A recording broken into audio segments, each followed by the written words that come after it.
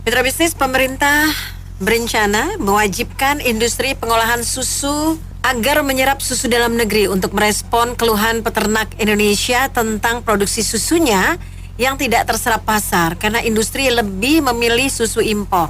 Nah, di sisi lain menurut Asosiasi Industri Pengolahan Susu, mereka membatasi pembelian susu dalam negeri karena susu-susu itu banyak yang mengandung bahan-bahan yang tidak sesuai dengan standar food safety.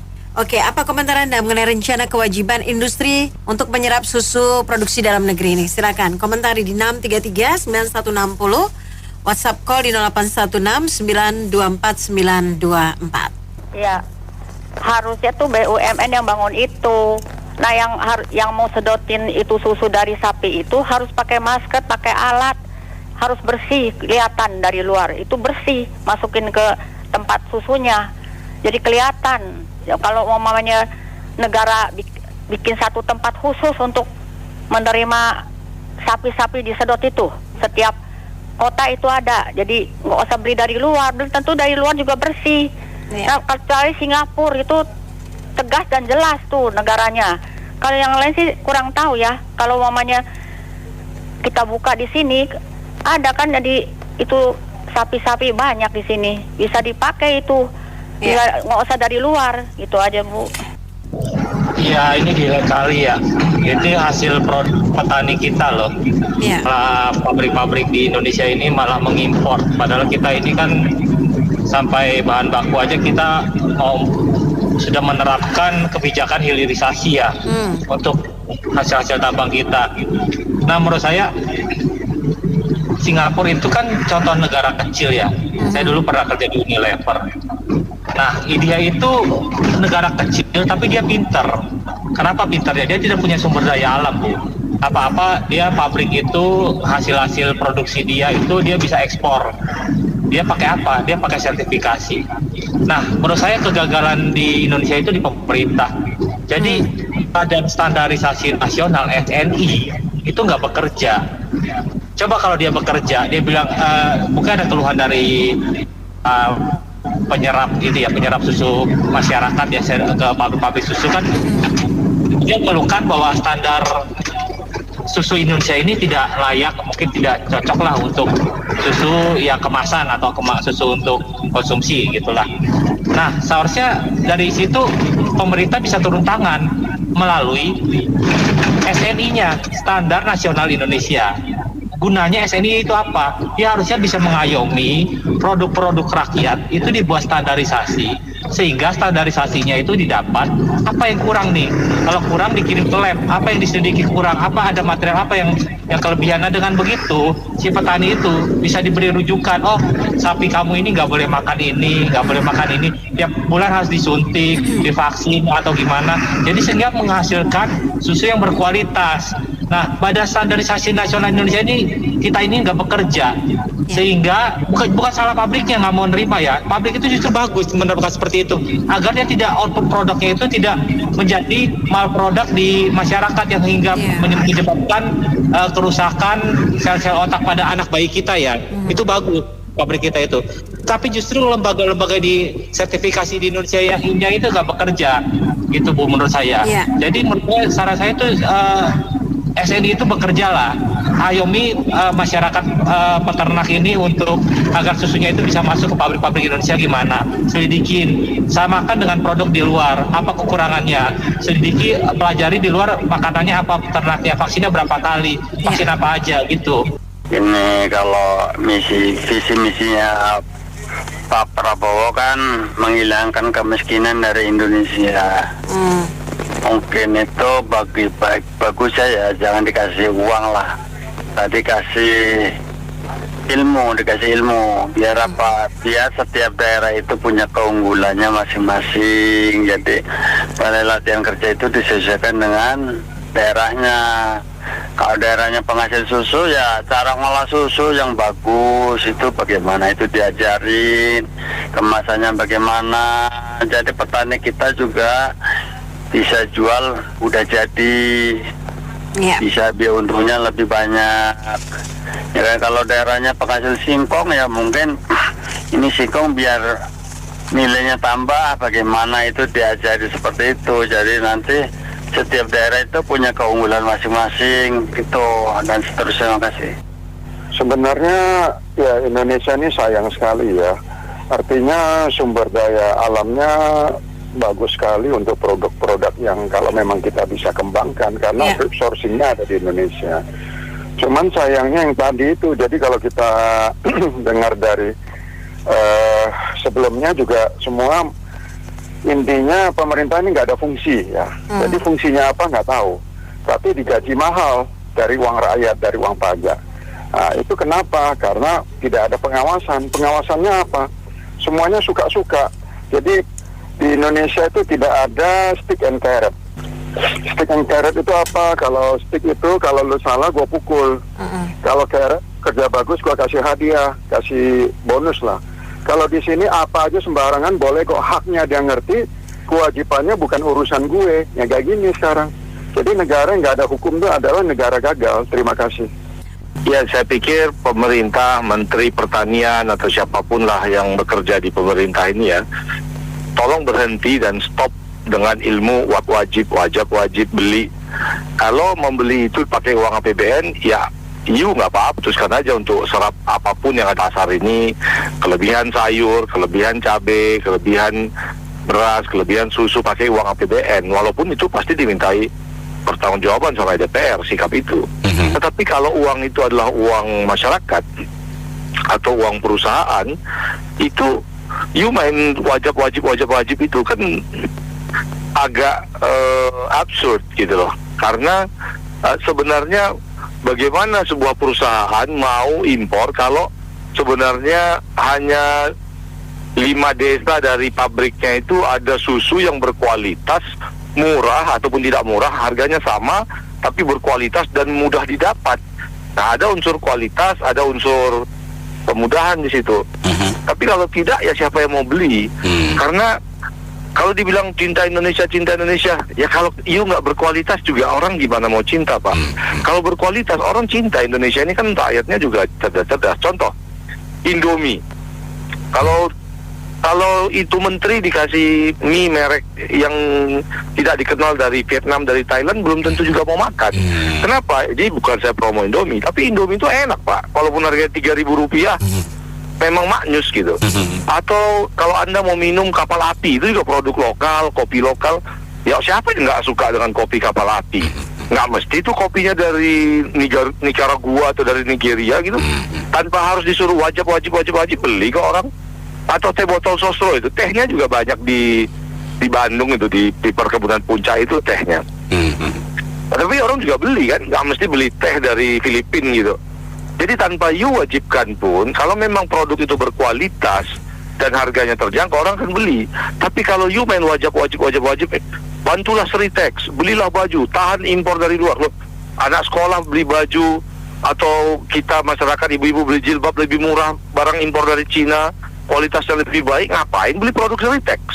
Ya kalau Sritex tidak mampu melakukan good corporate governance dalam hal output quality production atau financial managementnya, bagaimana struktur dia membuat COGS, profit, dan seterusnya, ya kenapa masyarakat yang harus wajib beli gitu? Nanti suatu saat kalau ada yang kelebihan produksi ikan kembung itu, walaupun ikan kembungnya mengandung banyak merkuri di satu pantai tertentu, suruh wajib beli kan namanya. Terima kasih. Jadi kalau mau kita istilahnya gini, pemerintah itu nggak kekurangan orang pinter. Menterinya, dijejer gelarnya panjang, ya nggak? Dari S1, S2, S3, sampai profesor, doktor, ya nggak? Irjennya udah jangan ditanya deh, ya nggak? Staf ahlinya udah jangan ditanya, tenaga ahlinya udah jangan ditanya. Jadi kalau mereka ditanya, bisa nggak solving ini masalah? Bisa, karena mereka pinter. Kita mungkin jauh ilmunya dari mereka, cuman mau apa tidak, kan gitu ya. Kita nggak usah ngomong lah, kok itu susu di bawah Menteri Koperasi. Contoh aja di Pengalengan, itu ternak susu sapi perah, tinggal operasinya mau jalan atau enggak. pemerintah mau nggak benar-benar bekerja untuk rakyat. Kita nggak usah bicara teori lah, kasih ini. Oh, mereka jago kok. Betul nggak Mas Anto? Mereka jago, mau bikin program apapun bisa. Cuman mungkin nggak mendatangkan fulus. Susah. Jadi kerjanya ya begitu. Kalau mereka benar-benar mau bekerja untuk rakyat, untuk negara, ya ilah ini masalah susu mah gampang. Kita nggak usah terangin ke mereka deh. Beneran. Mereka pasti lebih jago dari kita. Ada yang sarjana peternakan, ada yang sarjana apa, mau apapun ada lah di situ. Gitu. Jadi balik lagi, kita di negara ini kekurangan orang yang benar-benar mau peduli, mau cinta ke negara, mau untuk rakyat bekerja. Yang terjadi kan kita banyak pejabat yang memperkaya diri saat menjabat, menikmati fasilitas, ketika gaji fasilitas semua juga sudah gede, tetap saja mereka korupsi karena kurang, begitu. Jadi udahlah, buat kita mudah-mudahan kita nggak tahu dah, kan Pak Prabowo janjinya begini dulu, Pak Jokowi juga janjinya sama kok. Tetapi kan apa yang terjadi? Ya setelah 10 tahun ya begini-begini juga gitu loh. Itu aja dari saya. Ya, komen saya memang ini ya, memang harus, tadi yang pertama tadi saya dengar itu kan dia bilang kalau produk susunya bermutu pasti dia serap. Kalau saya bilang memang itu fungsinya pemerintah, sama perusahaan juga. Jadi ibaratnya dia nggak bisa mengabaikan peternak susu, karena kan kalau dibilang katakan di bawah standar, di training lah, mereka ada CSR, betul kan? CSR, tapi Departemen Koperasi juga mendidik dong yang secara benar, kan gitu, iya kan? Jadi saya yakin lah, apalagi kemarin tuh kalau nggak salah berapa juta keperluan, dalam negerinya nggak ada 1 juta, logikanya kan keserap semua lah, betul kan? Bodoh-bodohannya kan begitu.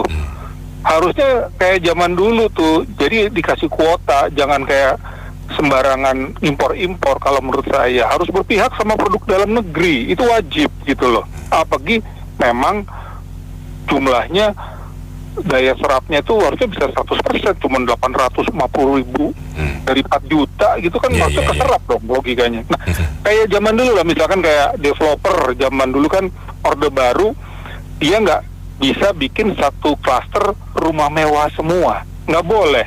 Ada kalau nggak salah 1, 3, 7 apa 9 gitu. Jadi 1 rumah mewah, 3 rumah menengah, 9 rumah yang sederhana. Itu developer wajib, kalau dia bilang lokasi dia sudah mahal, dia wajib bikinnya di luar kota yang harganya ibaratnya kewajibannya sesuai nilainya. Jadi nggak ada alasan gitu loh. Lihat sekarang developer ada yang bikin klaster mewah semua. Saya nggak tahu tuh aturannya, perasaan saya masih ada. Cuman penerapannya makin parah.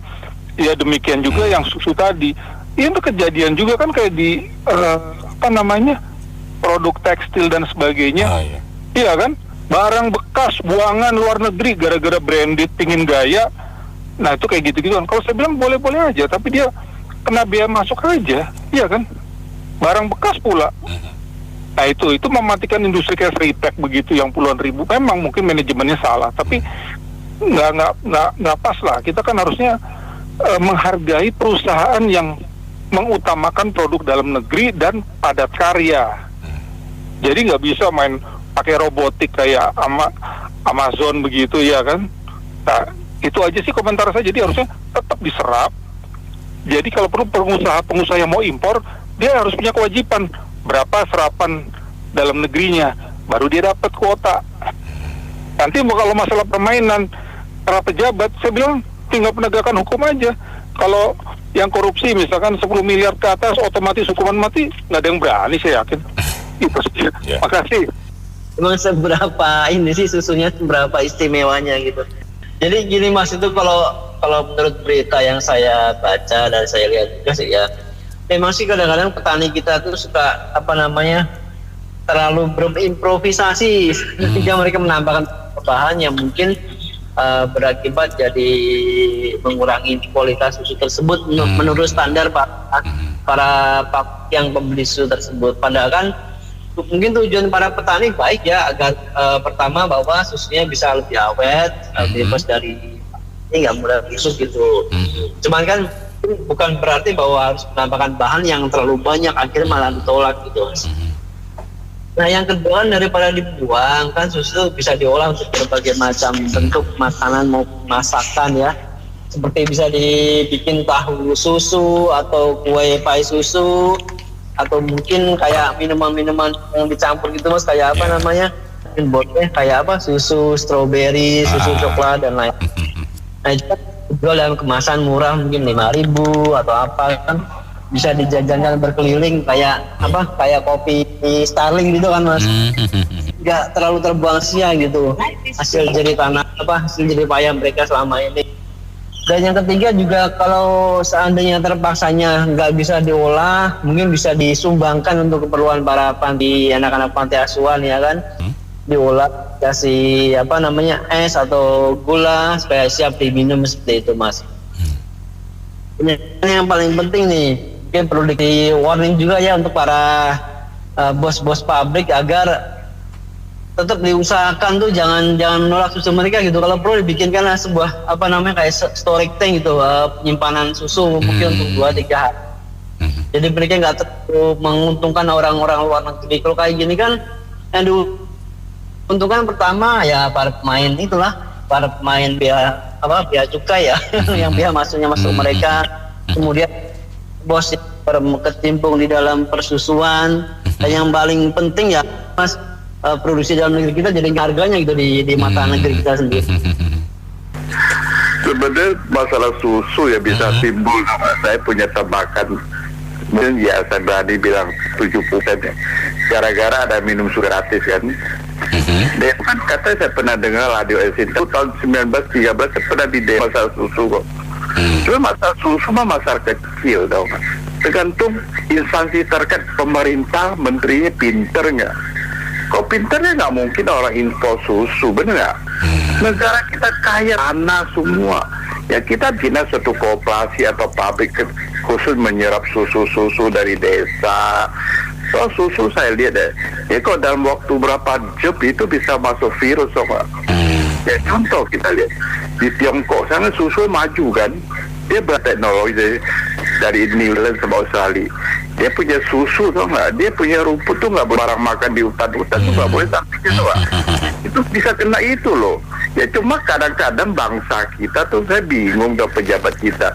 Mungkin ada unsur politik atau ada maksud apa saya nggak tahu ya, benar nggak? Itu masa susu mah ya masa kecil. Apalagi kita mau bikin istilahnya reaktor green yang bahaya, wah nggak mungkin lagi, benar nggak? Itu susu mah aduh ampun deh pejabat kita kok bisa gitu ya, bener gak? Otak mereka tuh mungkin bukan otak dagang kali ya.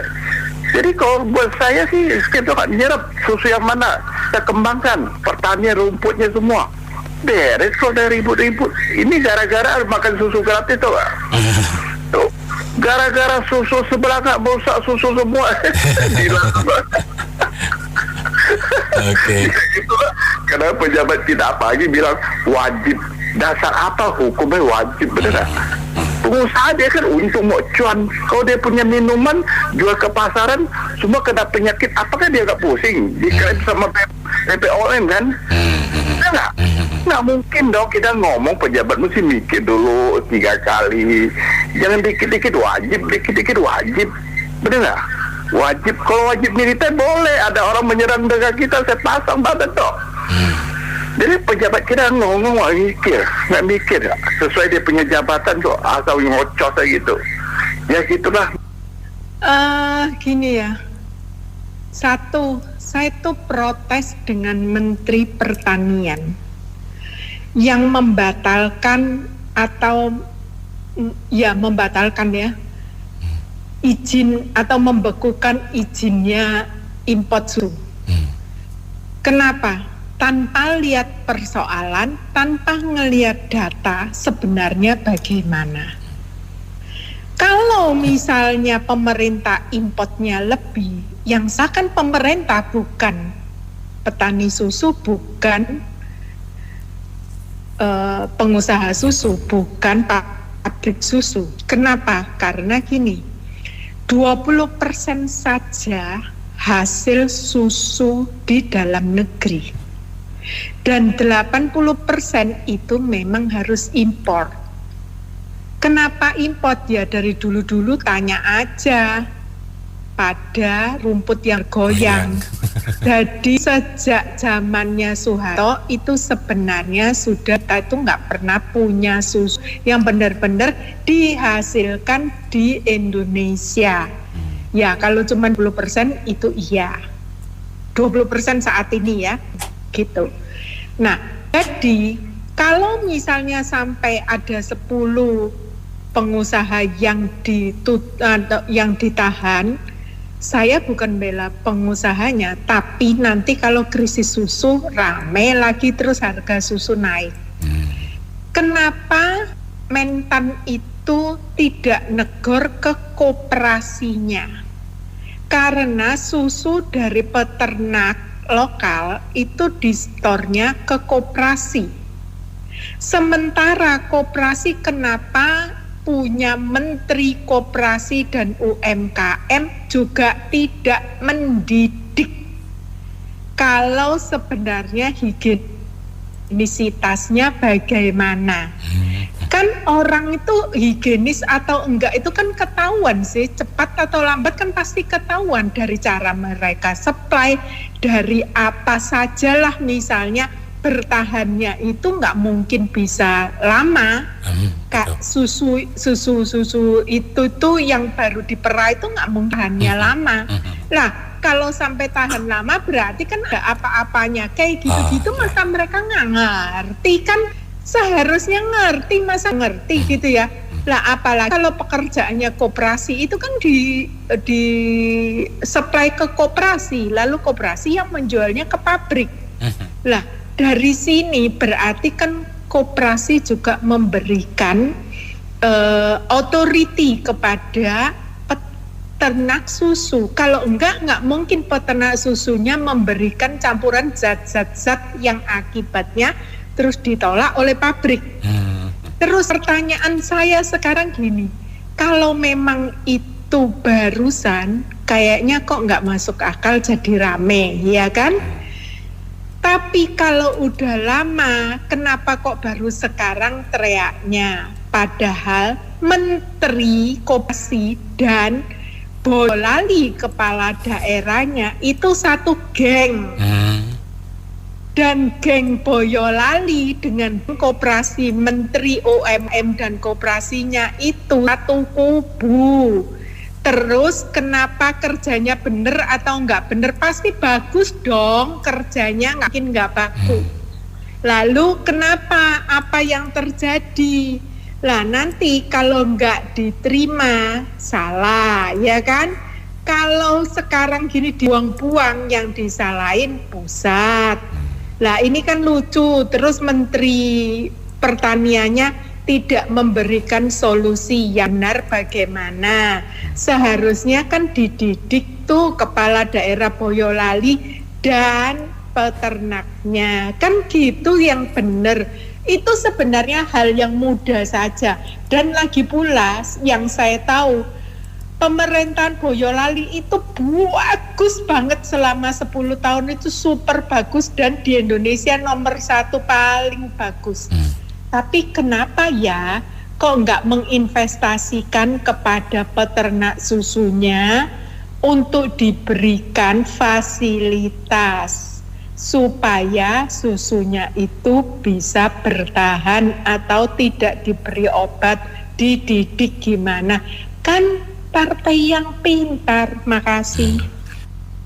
Ini Bung Sorry, ini kan bermula dari yang viral di media sosial kan ya, peternak mandi susu, betul. Ini gara-gara banyak industri nggak mau terima produknya dia, produk susunya dia karena nggak memenuhi standar food safety, ya kan, gitu. Jadi kalau menurut saya begini, saya rasa apa yang dilakukan oleh Kementerian Pertanian ini saya rasa bukan solusi terbaik. Jadi gini, sebenarnya seharusnya Kementerian Pertanian itu turun dulu ke lapangan, dicek dulu, diselidiki dulu, apakah yang dikatakan oleh industri itu betul, ya kan? Karena dari pihak industri mereka juga bisa kena sanksi hukum kalau seandainya produk yang mereka pasarkan itu tidak sesuai dengan standar food safety dan standar BPOM, ya kan gitu. Jadi kalau ternyata apa yang dikatakan oleh industri itu betul setelah diselidiki ternyata betul gitu kan, ini artinya peternak ini butuh pendampingan pemerintah dalam hal ini, ya kan.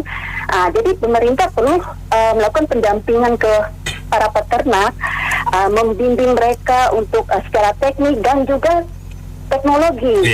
Jadi gini, bisa jadi mereka ini ada keterbatasan secara teknologi, sehingga mereka itu akhirnya nggak menghasilkan suatu produk susu yang berkualitas. Ini perlu bantuan pemerintah. Jadi pemerintah perlu untuk mendampingi peternak. Iya betul gitu. Terus kemudian dari industri, jadi antara peternak dan industri juga harus ada kerjasama yang baik. Jadi para peternak ini jadi tahu, ya kan, biar mereka bisa menghasilkan produk susu yang memang sesuai dengan aturan yang ditetapkan oleh industri. Karena industri kan ikut aturan main dari food safety sama BPOM. Ya kan, nggak bisa sembarangan juga dari industri gitu. Jadi biar itulah saya rasa dari pemerintah itu perlu pendampingan ke para peternak. Terus dari para peternak dengan industri juga perlu ada kerjasama yang baik. Begitu. Oke. Dengan program ini saya langsung ingat itu 4 sehat 5 sempurna, tema yang sangat sensitif ya. Tadi sudah disebutkan, menurut saya sih benar semua ya. Terutama itu mengatakan itu sampai sekarang masih minum susu enggak gitu ya. Dan menurut saya susu itu sehat untuk kesehatan jasmani dan rohani, benar ya Benny ya? Iya betul. Bapak-bapak kalau nggak minum susu seminggu sebulan pusing itu kepala ya. Susu sapi ya Pak. Baik untuk tulang Pak, baik untuk tulang. Iya, betul lagi gitu terutama ya. Oke. Ya, jadi apa yang pertama ya, program dari pemerintah itu bagus ya. Dia terpaksa dan memaksa diri sendiri itu maksudnya negara ini untuk meningkatkan kualitas. Ya, kita tahu lah ya, yang namanya Indonesia itu berwarna-warni. Ya, ada yang baik, ada, tapi yang kemudian kayaknya ini nanti jadi komoditi yang laku keras nih karena program pemerintah. Ada petani yang ikut-ikutan itu biasa memelihara sapi untuk dipotong, sekarang melihara sapi untuk susu. Tapi untuk mengenai kesehatan, kebersihan dari sapi dan produk susu itu kurang. Nah, memang ini sebetulnya peringatan juga ya buat kampus-kampus. Ya kan banyak ya mahasiswa-mahasiswa peternakan dari perguruan tinggi besar. Ayo Pak, didorong untuk mengedukasi masyarakat terutama peternak sapi di desa-desa.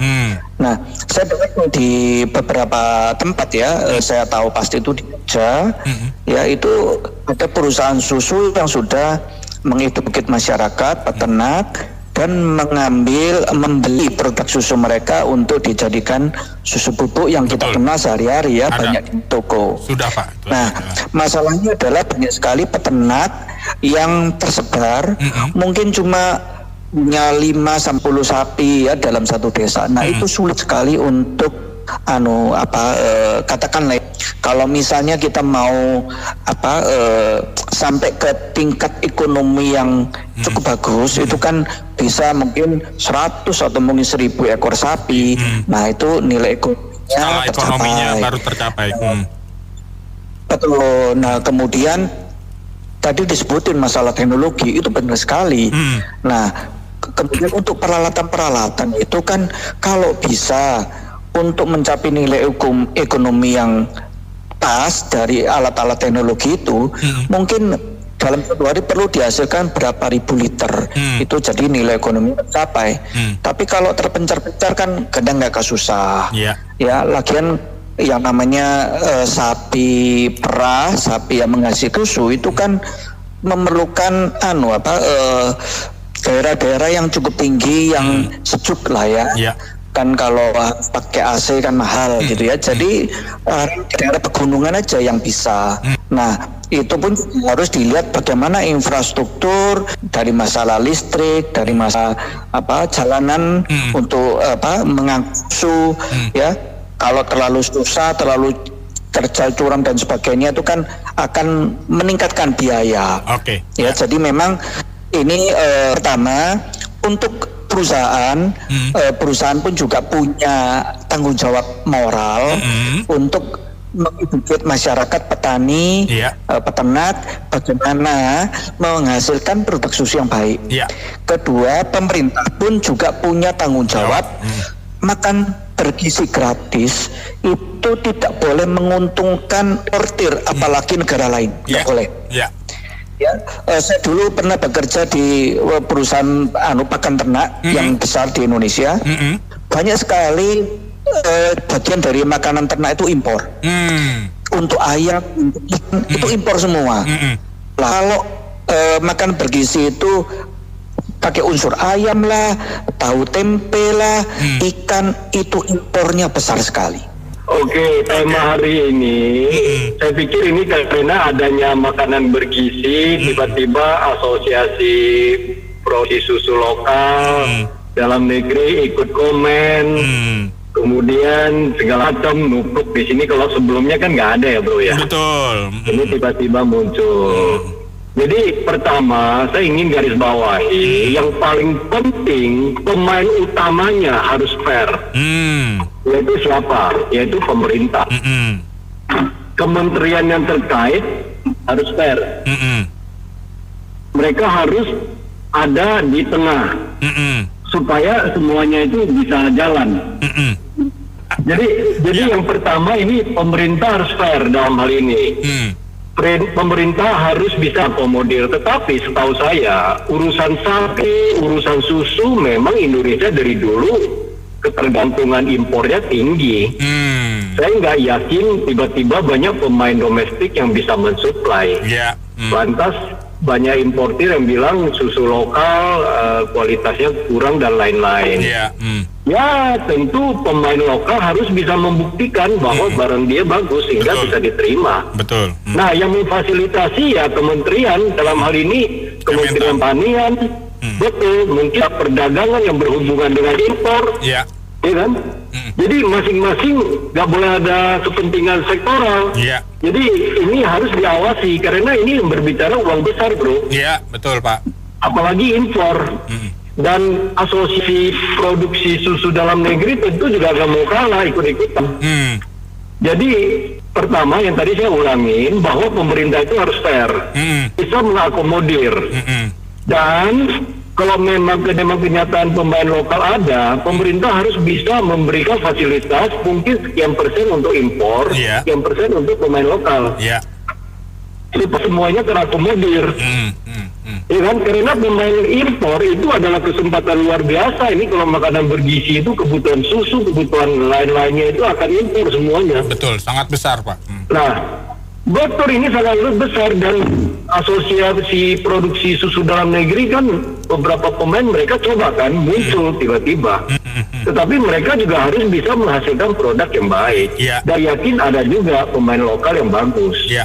Ya mereka boleh maju, harus difasilitasi supaya mereka bisa dipakai susu lokalnya, ya kan? Termasuk juga lain-lainnya yang diperlukan. Pak. Saya yakin memang produk dalam negeri, jangankan susu, bro. Tahu tempe yang kedelainya kita impor.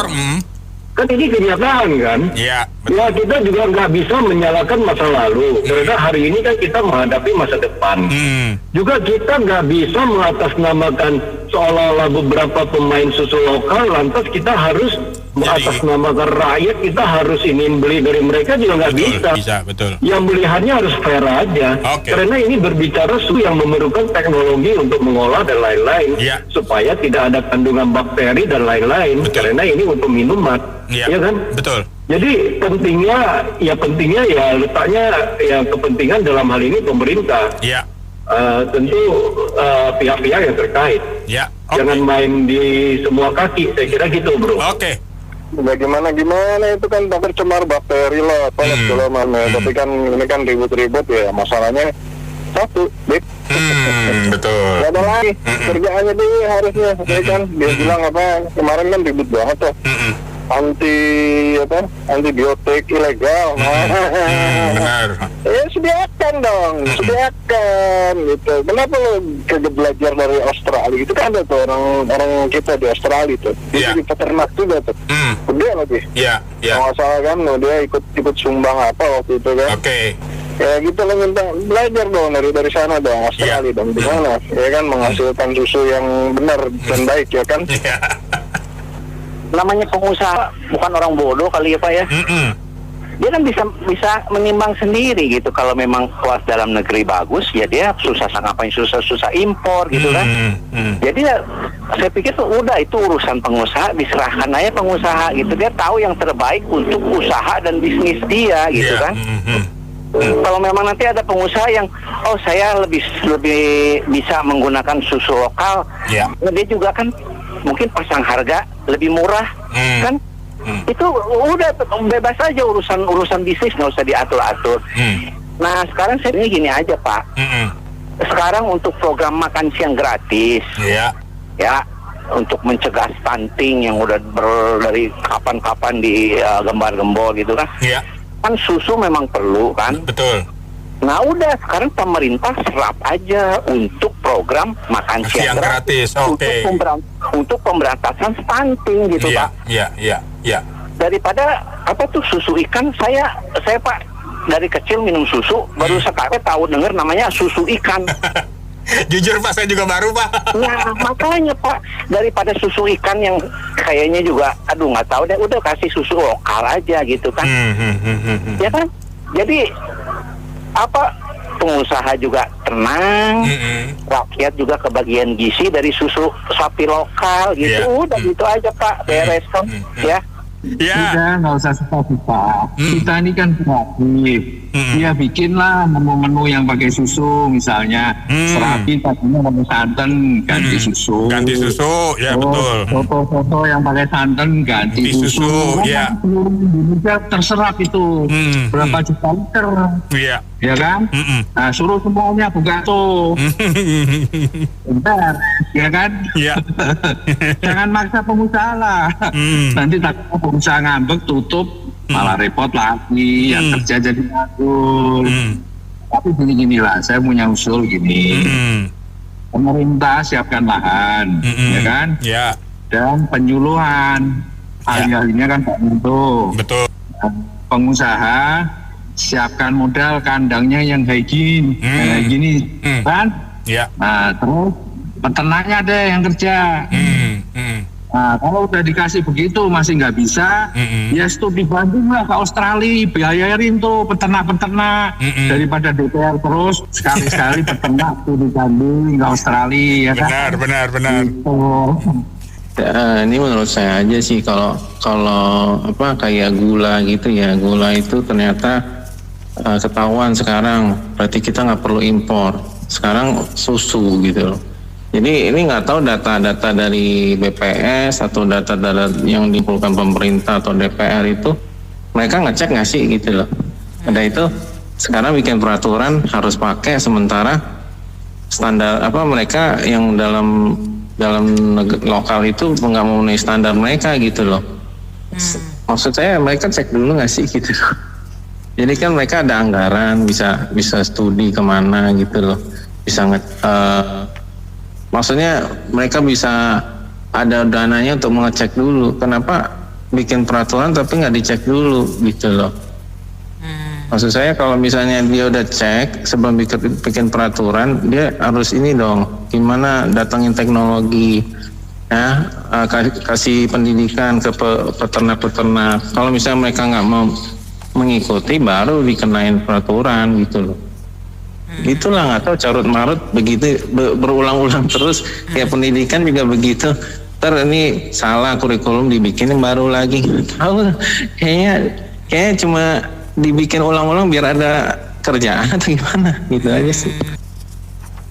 Apa namanya, produksi dalam negeri itu harus menjaga mutu sesuai dengan aturan asosiasinya. Itu harus jaga mutunya supaya. Yang kedua, apakah ada uang tip di situ?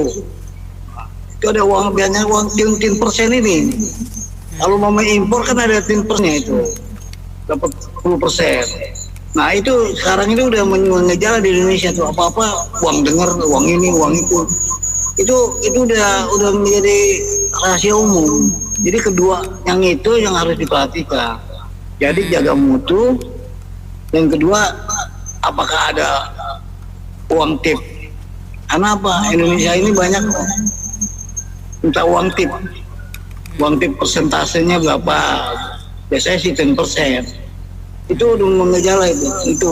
Jadi susah produksi dalam negeri sendiri itu tidak disukai oleh asosiasi sendiri karena nggak ada duitnya. Ya, makasih. Iya, kalau masalah ini saya pikir sekarang kan pemerintah sekarang kan lagi berpromosi untuk makan siang gratis ya. Nah itu kan berarti kita anggapnya kan makannya yang layak dong, 4 sehat 5 sempurna. Nah, disempurnakan dengan susu. Ya udah, susu lokal diserap untuk program pemerintah ini, kan itu udah membantu masyarakat peternak juga gitu. Kenapa sekarang jadi dibebaninnya ke pengusaha gitu? Ya betul nggak? Itu aja sih kalau saya gampangnya, titik pemikiran gampangnya gitu aja. Terima kasih. Bagaimana kita mau bersaing dengan kualitas yang memang tidak baik? Bagaimana BPOM yang selalu bekerja merealisasi ini sehingga susu kita tidak dipercaya? Maka saya bilang, ketika hal-hal ini menjadi suatu larangan atau mungkin hal-hal yang tadi tidak memungkinkan untuk dipasarkan, artinya susu dalam negeri harus memproduksi dengan kualitas yang lebih baik. Ya kan, kesehatan dan sebagainya itu yang paling penting. Sehingga apa? Produsen yang akan mengambil itu sendiri, sehingga mereka terjamin menjual susu itu. Nah sekarang di pasar pabrik-pabrik untuk mengambil atau mungkin membeli sebagai buyer daripada pabrik susu. Bagaimana kualitas susu itu akan dijual kepada masyarakat ketika susunya itu tidak higienis? Seperti itu, Bu. Mudah-mudahan BPOM jauh lebih baik menilai ini. Pertama memang kita bantu si peternak, sapi dan sebagainya. Terus kedua juga pemerintah bagaimana memberikan satu argumen agar mereka mendapatkan kualitas yang terbaik. Sehingga apa? Satu sama lain, buyer dan seller itu saling menguntungkan. Kalau mengatakan industri wajib ini, wajib itu, wajib ini, itu kayak pemerintahan Korea Utara itu. Mereka dalam hal ini oknum Menteri Pertanian barangkali ingin seolah-olah menyelesaikan masalah ini sambil mendapat political incentive, popularitas. Karena sebenarnya memang susu sapi itu sama seperti komoditas lain kayak kopi ataupun merica, itu tidak disatuin dengan 1 kilo atau 1 liter sama semua harganya ya. Kalau kualitasnya dalam satu kaca patri laboratorium bakterinya banyak, ya pasti lebih murah daripada yang bakterinya kecil. Jadi by grade gitu, grade-gradean gitu ya Pak? By grade, karena kalau tidak, kalau bakterinya terlalu banyak, maka si pabrikan itu perlu extra cost untuk membunuh bakteri-bakteri itu untuk nantinya menjadi susu UHT atau susu bubuk dan sebagainya. Nah jadi ini sistem proteksionisme ala-ala abal-abal ini yang nggak bisa dilakukan. Hal yang sama juga dengan Tritex. Ditahan impor pakaian dari China supaya produksi tekstil Indonesia maju. Siapa yang mau beli pakaian gitu, ibu-ibu untuk jilbab atau kita yang baju biasa itu dengan bahan yang tidak lebih bagus dengan harga yang lebih mahal. Hanya orang on yang mau melakukan itu.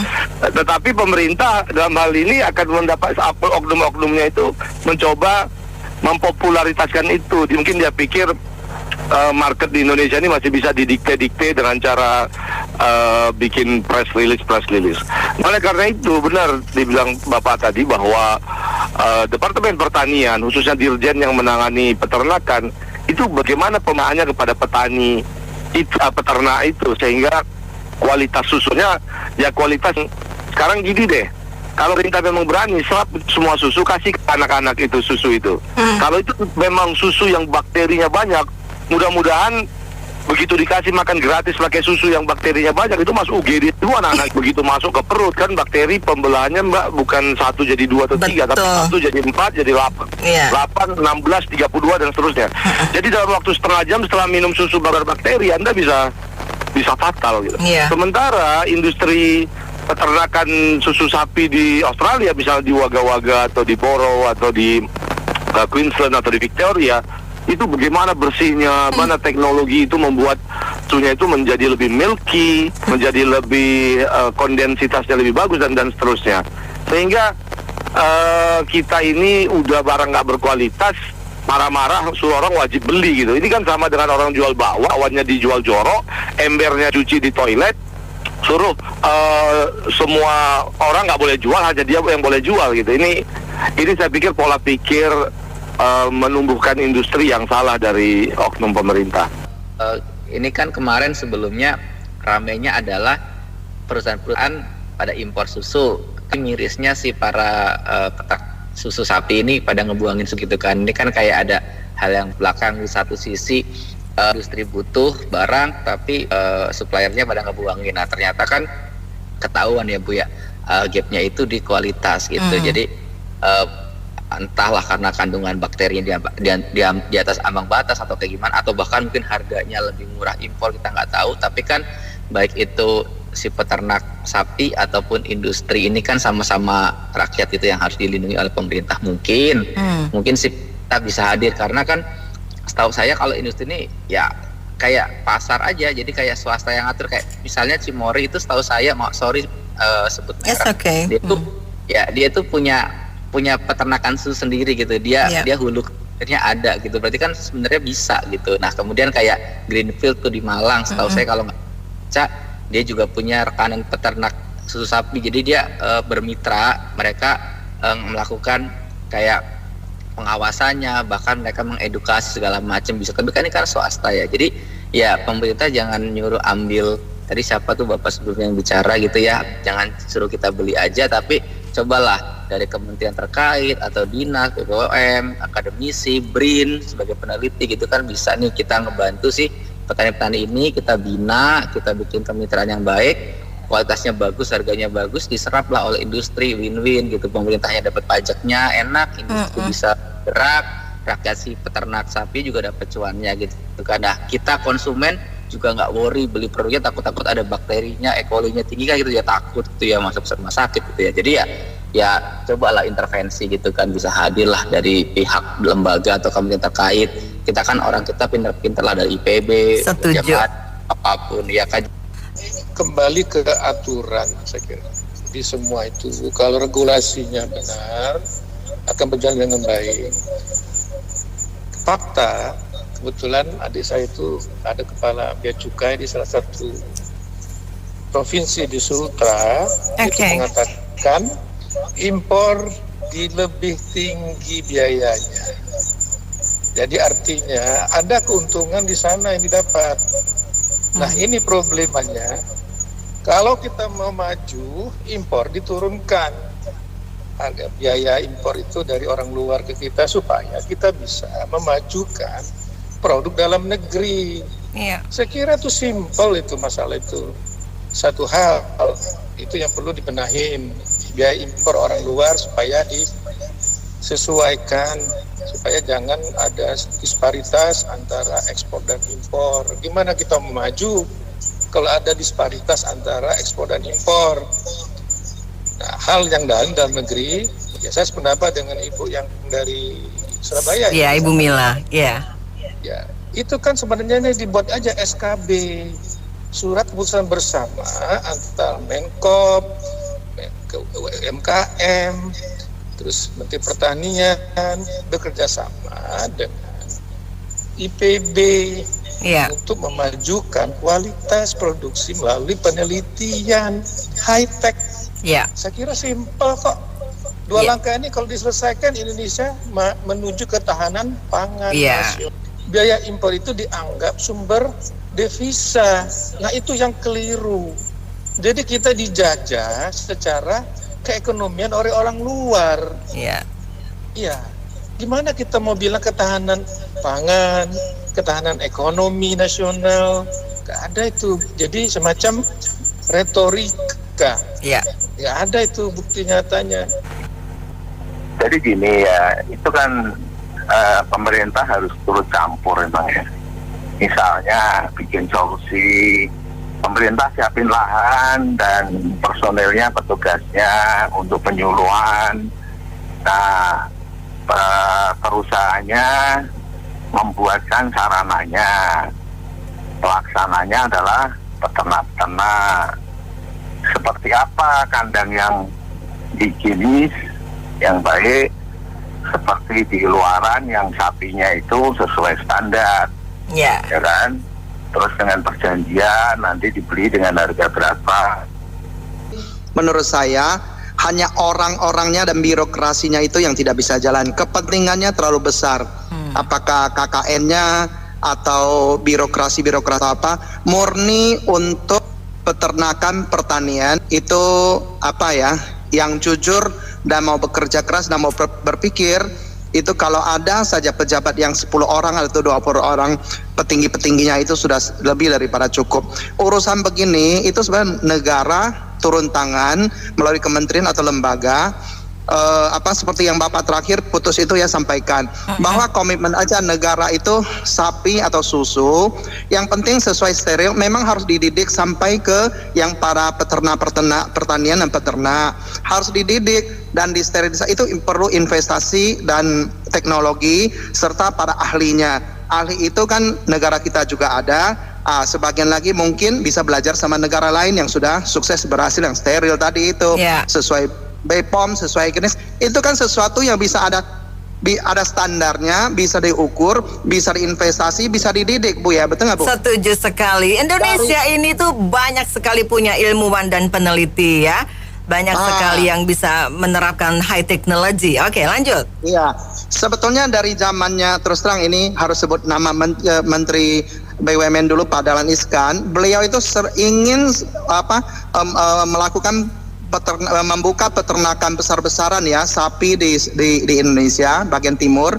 Akhirnya malah pengusaha Indonesia itu lari ke Australia, buka peternakan sapi besar-besaran. Akhirnya mungkin ya dari mereka itu akhirnya ekspor ke Indonesia. Jadi ini memang orangnya dan birokrasinya, kepentingan pribadinya atau golongannya terlalu besar. Coba ada 10 orang menteri atau 10 orang pejabat tinggi yang murni mau melakukannya, beres semuanya, Bu. Jangan salahkan swasta. Swasta itu sudah investasi. Swasta kan pikirkannya itu dagangnya mau kemana, harus urus tenaga kerja, harus urus produksi bahan baku. Jangan pengusaha yang disalahkan, birokrasi dan pejabatnya itu yang harus betul-betul punya jiwa untuk melayani rakyat, membesarkan rakyat. Nggak ada yang susah, Bu. Kan ada apa yang pada bicara berdasarkan data ya. Mama cuma mau tambah sedikit nih data mengenai bakteri ya. Itu bakteri itu hidup ya kalau suhunya di atas 7 derajat, antara 7 derajat sampai 63 ya. Jadi pengertiannya kalau di atas 63 mungkin tidak bisa hidup. Tapi kalau di bawah 7 derajat itu hanya tidak aktif. Dan seperti tadi yang penelpon Pak Ramli ya, bicara membelah dua itu ya, memang luar biasa itu bakteri. Dalam 4, dia membelah dua kan. Jadi tapi kalau dalam 4 jam bisa jadi 4.000 loh. Betul. Dan 7 jam bisa jadi 2 juta. Mengerikan kan? Ya, dia memang membelahnya secara kuadrat. Iya, jadi makanya mama bicara dalam hal ini susu ya. kan itu dari sapi kan. Jadi kalau mau mendapatkan susu yang bagus, bersih, aman, halal ya, sapinya juga harus seperti itu kan. Nah, kita ambil contoh dari negara luar lah. Anak mama tahu kan negara mana yang memasukkan susu paling besar di Indonesia ya. Nah, itu tuh prosesnya tuh nggak mudah gitu loh, dan mereka juga harus memenuhi syarat halal kan masuk ke sini kan. Dan yang kita tahu halal itu mereka tidak main-main loh. Yang mama tahu itu halalnya itu toyiban pengertiannya. Nah, anak mama pasti tahu kan bahwa hewan-hewannya tuh tidak disakiti sebelum maupun pada saat penyembelihan. Nah, di kita kalau mama lihat tuh fenomena kembali mak-mak rempong ya, kalau hari raya kurban tuh itu yang namanya sapi, kambing, aduh udah kurus-kurus ya, peot-peot, masih juga dijahilin, disakitin.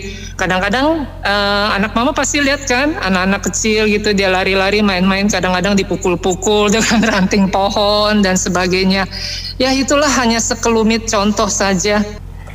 Kita itu kan mungkin dari sekolah dasar kita belajar ya kan, ada makanan yang sehat itu sebetulnya yang buatan rumah ya, homemade ya sebetulnya. Tapi kan sekarang udah ya eranya udah berubah ya, di luar sana kan pasti banyak jajan ya yang mungkin kita nggak tahu itu ada MSG-nya kah, kah gitu ya. 4 sehat 5 sempurna ya, saya ingat tuh waktu SD saya belajar 5 sempurnanya kan susu, ya kan.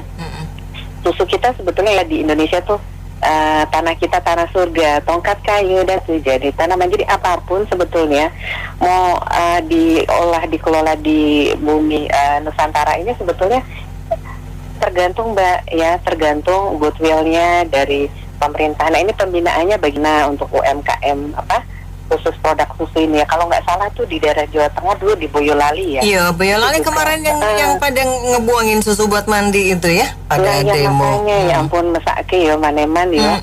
Turah-turah kok di gua ngono ya, kalau nggak buat mungkin sudah tidak layak minum mungkin Mbak, karena udah kelamaan bakteri maka dibuang untuk mandi saja.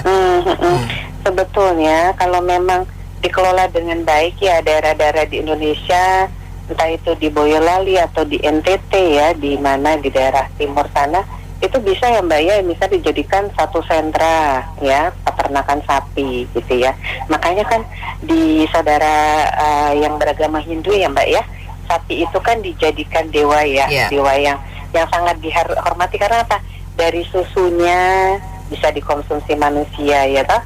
Dari dagingnya bisa dikonsumsi, makanya itu kan sangat disanjung ya kalau di agama Hindu ya. Iya, jadi memang sapi ini ya memang banyak manfaatnya. Nah ini kalau memang nanti program makanan bergizi gratis ini ya, saya sih sudah appreciate ya dengan satu langkah nih kan, mulai pemerintahan Pak Presiden sekarang ini kan sudah mulai ya Mbak kan, aku cinta buatan Indonesia gitu ya Mbak ya. Nah itu kan dari aku jadinya dari contoh ini sudah mulai diterapkan mobil pindad ya, buatan dalam negeri ya, meskipun mungkin komponennya 70-30 atau bagaimana, tapi paling tidak sudah diusahakan untuk ditumbuhkan, ditingkatkan produk-produk produksi dalam negeri. Nah demikian juga dengan susu. Saya rasa kalau memang pembinaan ini perlu sinergisitas ya, entah itu dari Kementerian UMKM dan Koperasi ya, kementerian terkait lah, Kementerian Peternakan nggak ada ya, Kementerian Pertanian gitu. Nah itu dari hulu sampai hilir dibinalah UMKM kita, jadi menciptakan lapangan kerja Mbak. Jadi peluang lapangan kerja ini bisa ada di bidang peternakan, pertanian. Jadi nggak perlulah itu gelombang PHK dari industri yang sekarang sudah puluhan ribu kan. Ini bisa jadi solusi win-win gitu loh ya. Jadi kalau dari hulu hilir memang dikelola dengan baik, saya rasa nggak ada yang mustahil lah. Masalah susu ya. Kalau masalahnya apa, kan kita harus tahu dulu masalahnya kenapa, kurang standar, kurangnya seperti apa. Kita punya pemerintah loh Mbak, yang mestinya ya ini karena viral aja sih ya, jadi disorot ya. Seandainya tidak juga dia akan tenggelam aja gitu. Mestinya ya dibina kurangnya di mana, kurang standarnya seperti apa, duduk bersama dari Kementerian Perindustrian dan Pertanian gitu untuk bisa melindungi yang di dalam negeri. Sebentar lagi akan ada makan gizi bergizi gratis. Lah kalau caranya begini ya diuntungkan negara luar dong. Kalau selalu diutamakan impor, lah yang di dalam negerinya gimana? Bahwa petani kita mungkin belum banyak pengalaman dalam mengelola susu. Ya kan ada penyuluhan gitu loh. Apa gunanya di sana? Ada kepala daerah di situ kan, ada kementerian di situ yang semuanya itu digaji, dikasih fasilitas, kerjanya apa? Kalau melihat di TV itu sedih, ada yang dibuat mandi. Ya itu dia, bingung juga gitu. Jadi sebetulnya kalau menurut saya sih bukan satu-satunya alasan standar atau mungkin lebih murah. Ini ada main mata bisa jadi antara pengusaha dengan pejabat. Kita tahu pejabat kita kan juga banyak pengusaha di situ, gitu loh. Jadi memang negara kita lagi memprihatinkan, nasionalismenya benar-benar sedang menurun. Jadi serba mengutamakan impor ya. Kalau nggak dibina mereka nggak akan bisa, nggak akan ngerti. Apalagi kita sadar betul petani kita kan masih gaptek banyakan ya, nggak semua sih. Tapi kan masih banyak yang gaptek. Coba penyuluhan turun ke bawah, ajari mereka, bina mereka, bimbing mereka. Nah, yang kementeriannya koordinasi gitu loh. Masa jangan 80% dari impor, mestinya 50-50 aja, kita rugi loh Mbak. Iya, harusnya lebih besar dari kita. Kan perindustrian itu hidup dari kita. Dia ada di dalam negeri, ada di Indonesia loh. Masa diuntungkan pihak asing gitu ya. Jadi saya sih berharap pemerintah benar-benar jangan hanya omong-omong ya. Ini Menteri Pertanian janjinya katanya mau dibina, mau diperhatikan. Kita udah banyak antri nih, koperasi ada, UMKM ada. Ya, ayolah koordinasi gitu loh ya. Jadi masyarakat nggak